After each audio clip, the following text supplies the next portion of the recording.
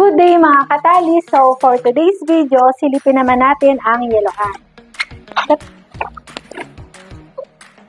So kuya, pwede ba namin malaman kung paano ang proseso ng paggawa ng yelo? Ang proseso po natin sa paggawa ng yelo, meron po kami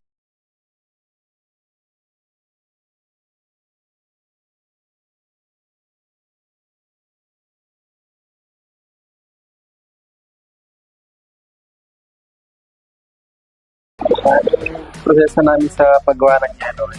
Pupunuin ko lang itong molding ko.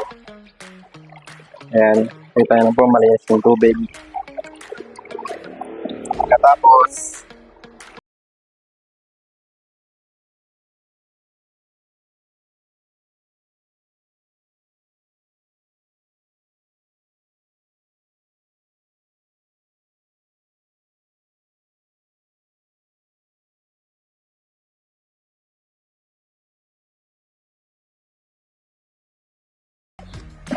So mga katalis, pinakita po ni kuya kung paano ang proseso ng paggawa ng yelo.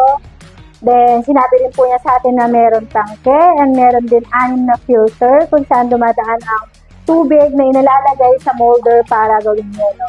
So assurance po namin sa inyo mga katalis na safe at malinis ang water na ginagamit namin para gumawa ng yelo. Sa lahat po ng suki at reseller ng Talis Convenience Store Yelohan, maraming salamat po sa palaging pagtangkilik nyo at palaging pagpili nyo sa amin. Maraming salamat po. God bless!